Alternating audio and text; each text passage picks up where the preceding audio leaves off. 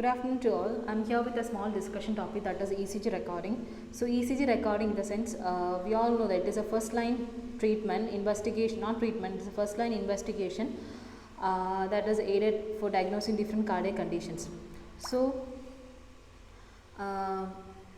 we'll have a small introduction on ECG recording.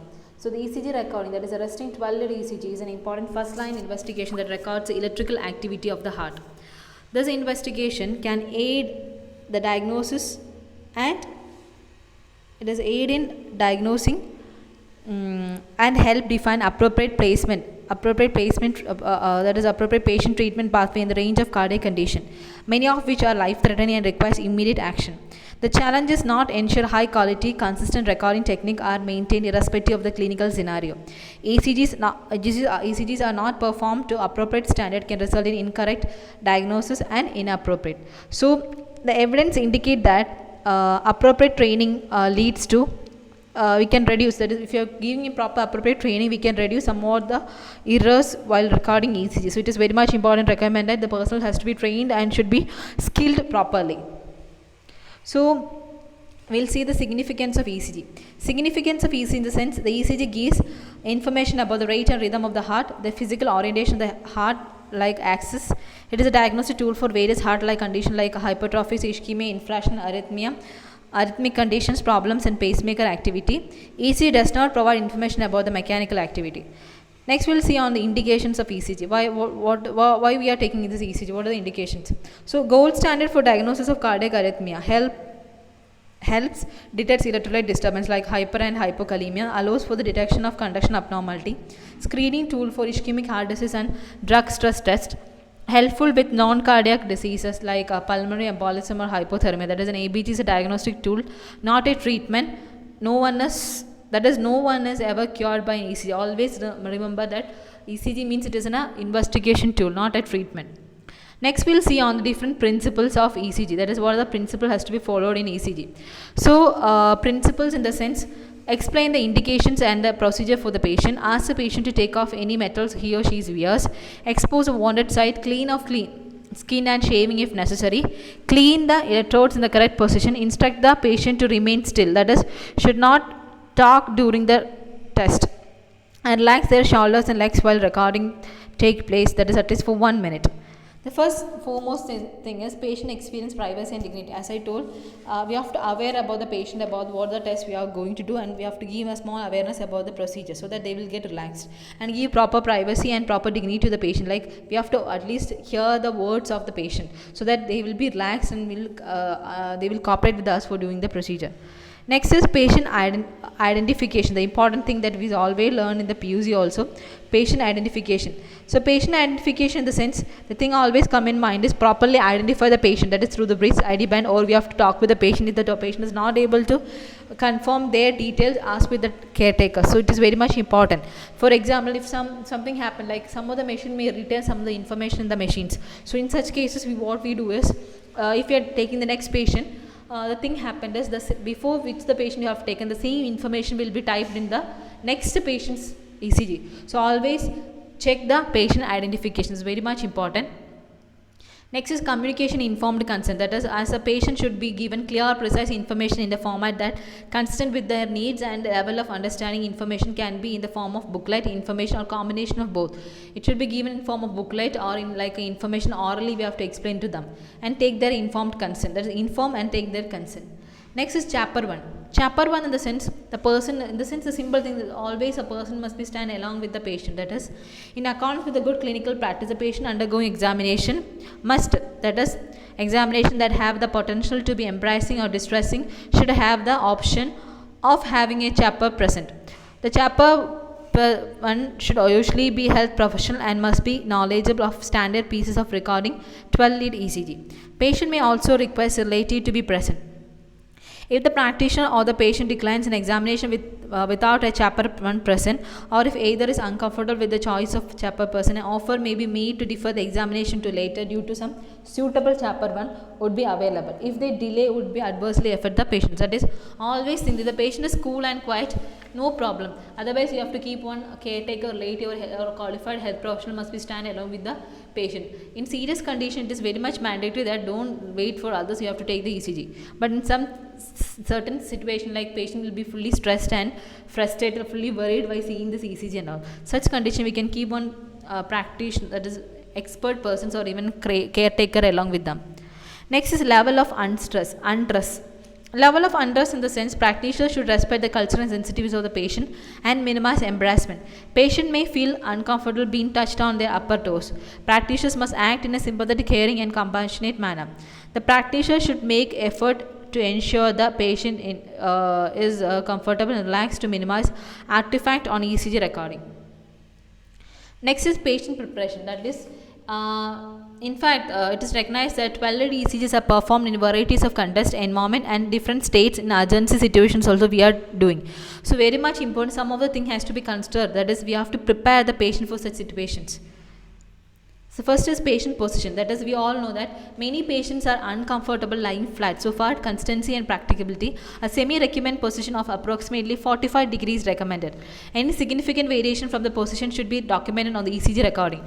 So the limb should be supported by the bed or crutch, minimize the artifact due to the muscle tension. The ECG appearance can be affected by the angle of incline of the torso.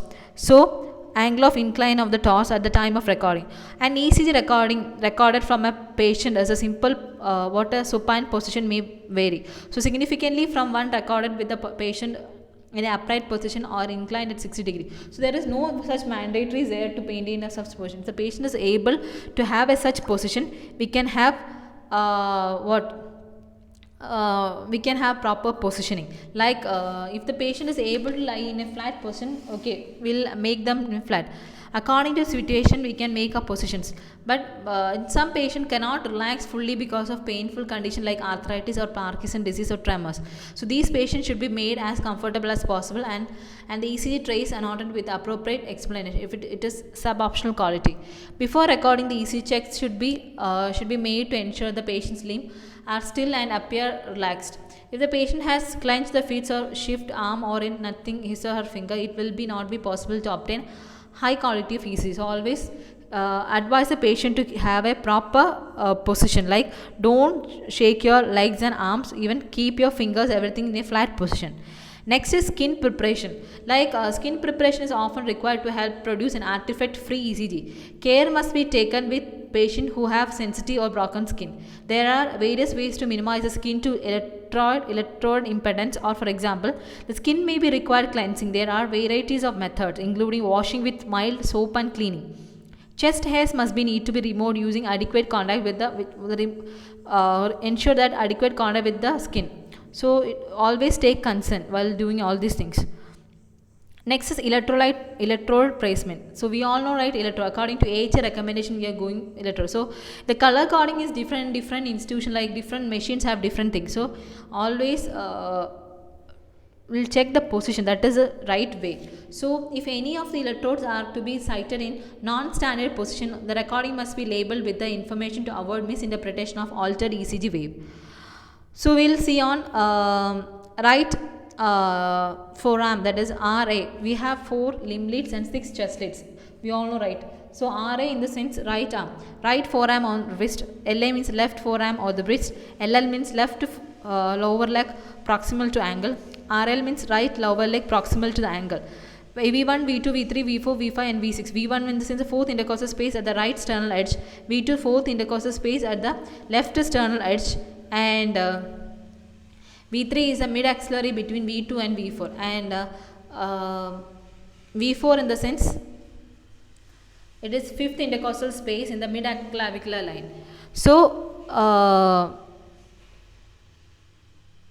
that is in the mid-clavicular line.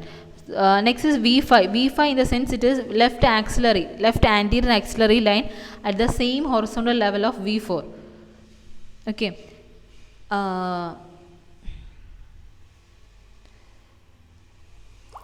Next is V6, that is, it is a left mid axillary line at the same horizontal level as V4 and V5.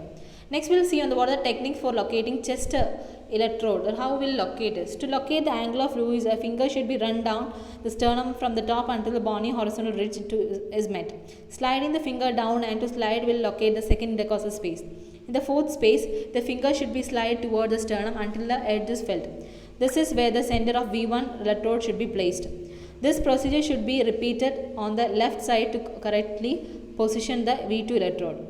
Next, the V4 electrode should be placed midway between the V2 and V4 electrode, and V5 and V6 electrode should be positioned in horizontal alignment with the V4 electrode. So the V5 should be placed on the anterior axillary line, and V6 should be placed on the mid axillary line. So these are the placement position, technique of locating the chest electrode and how we will place the position. Next, we will see how to obtain a good quality recordings. So good quality recording in the sense, so a 12 lead ECG and simultaneous rhythm strip is most commonly recorded. That is most commonly recorded at it is most commonly recorded at 25 mm per second with a gain setting of 10 mm per MB. So the appropriate button should be pressed to initiate the recording. All the filters should be off or initial attempt to be recorded on an ECG. So the low pass filter will reduce interference, but it also distorts the ECG. So should only be used when necessary and only after all the attempts to be eliminated interference, but also distorts the ECG. So should only be used when necessary and only after all the attempts to eliminate the interference have failed.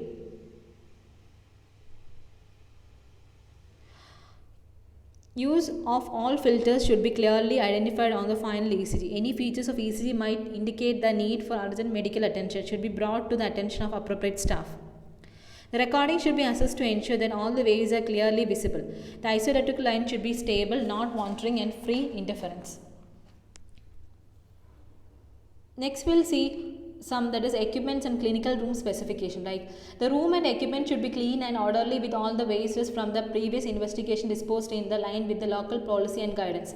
Equipment should be safe, ready to use with correct date, time, settings. A visual inspection should be preferred prior to the use of ensure that main leads cable connections has been properly there to whether it has been damaged. So we have to give proper care to the equipment while replacing. Then environmental consideration in the sense, the environment like environment consideration, the environment in which 12 lead ECG is recorded may contributing to the quality of patient experience and output as per the possible of, like environment should be like safe, private, quiet, comfortable, it should be accessible, it should be clean, quiet, everything must be assured while taking this procedure.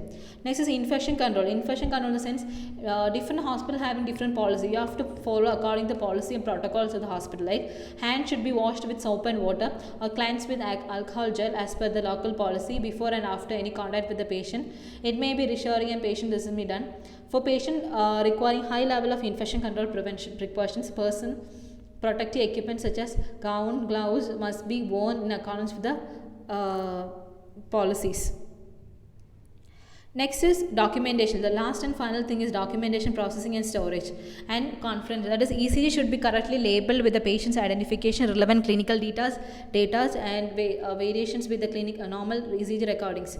ECG recording that are digitally stored should be accompanied by following identifiers to ensure accurate retrieval for clinical data. Patient first name and surname must be noted.